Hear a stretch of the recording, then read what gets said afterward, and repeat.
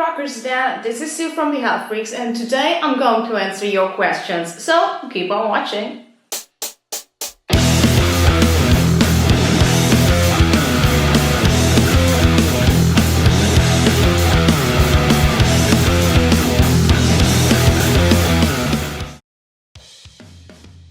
Alright, so let's start with question number 1.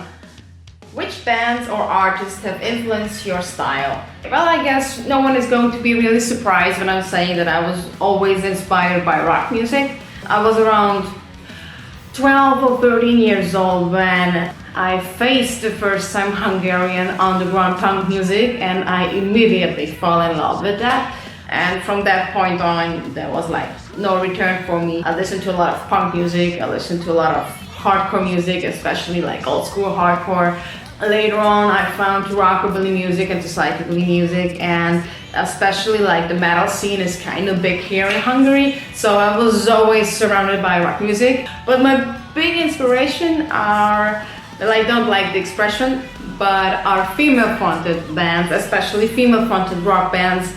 Bands like the Distillers, the Marmosettes, metal bands like Ginger or Infected Rain, or in this moment, of course, Walls of Jericho. They were always huge for me. They all became somehow my idols, and I think that's why I always felt like that this is exactly the way that I wanted to go.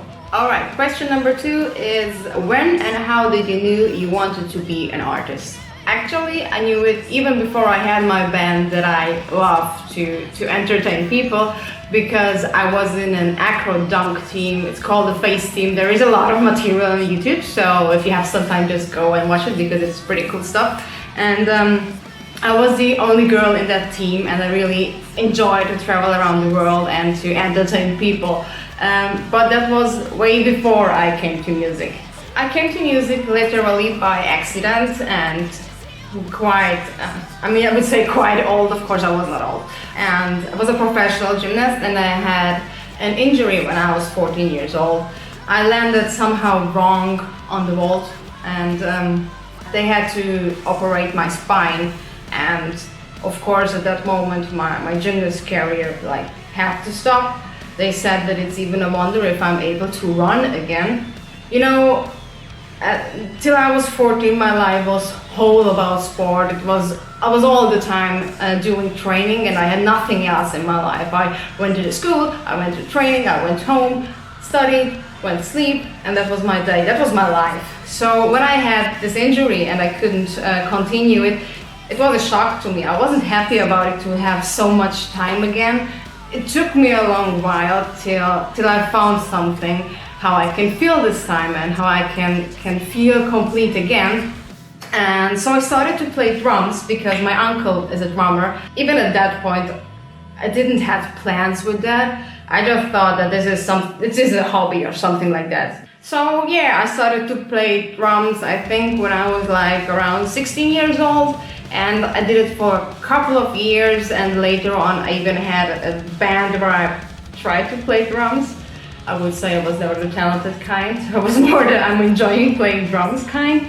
And with that band we had one song where we switched place with the singer, and then it turned out that it's actually not that bad when I'm singing, and we got like a lot of positive feedback that they really enjoyed that one song.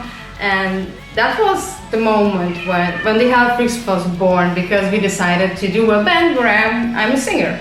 Also at that point, at the beginning, I didn't really take it serious because, you know, I wasn't like a studied singer. I just did what came out of me. Only when the Hellfreaks got like more and more popular, I realized that I have to focus on it and I have to take care of it in a professional way. And that's when I started to go to a vocal coach, and I started to improve myself, and I started to improve my own style.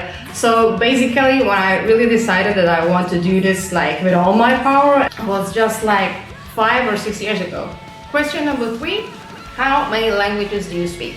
So I was born in Hungary, but I was like 2 weeks old when we moved to Austria, Vienna. Und deswegen kann ich natürlich auch Deutsch. Mein wunderschöner Wiener Akzent ist natürlich leider weg, aber Ich war, glaube ich, 9 Jahre alt, als wir dann zurück nach Ungarn gezogen sind. Und später wohnte ich dann auch in Berlin und war auch viel in Leipzig unterwegs. Deswegen kann ich noch halbwegs gut Deutsch. My second language is, of course, my mother language. Úgyhogy természetesen tudok magyarul, hiszen itt lakom Magyarországon most már 20 éve. Körülbelül, igen, egy kis berlini kiruccanással, de itt lakom 20 éve. And the third language is what I learned in high school, English, but I kind of learned it by myself because of music. I had to learn it and I had to being able to use it. So I know it's not perfect, but yeah, these are the 3 languages that I speak. Okay, so question number 4, how many pets do you have? And for that question, I will wear this jacket, you will see why. Let me introduce you my first one. He is Radler. He comes from Germany and he talks all the time when I'm doing videos. So every time you hear some meowing in the background, it's this lovely kitten. Cat number 2 is Momo.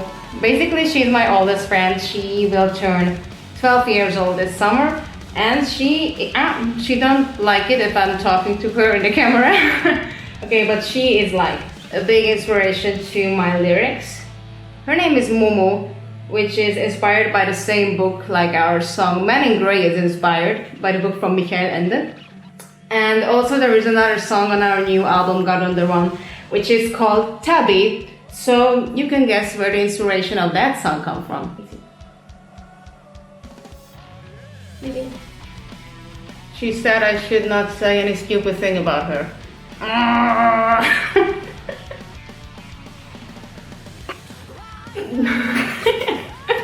Okay, she assumed that she is cat number 3 and she's also from Germany.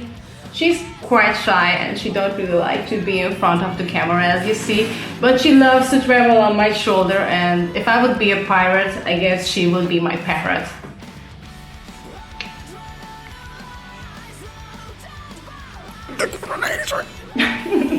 Okay, he is cat number 4, my last cat. Don't worry, I have no more cats. He is my youngest cat. He's 4 years old. He's a British short-haired cat and his name is Betsy, in English Bartholomew. Basically, he's the reason why I have to wake up every day at 6 a.m. in the morning because he likes his breakfast as early as possible. Last but not least, question number 5, how do you keep your voice maintained? Okay, so I'm going to a vocal teacher every week, and I'm lucky enough that I can also sing at home and be loud at home because I have a super small little vocal booth where I can do that without like killing my neighbors with my voice. But I think the key for me was to do proper vocal warm-ups, and maybe you think that's not a big deal, but it was for me because sometimes we don't have like a proper backstage. So I had to learn to do my vocal warm-ups even if like a lot of people can hear it. And let's say to learn it, not to care about what others think, that was pretty hard because like these vocal exercises are like it's not about singing nice, it's about doing strange noises like me, he, he, e, o, e, be you, be you, be you, be you, gig, gig, gig, gig, gig, gig, gig, gig, gig.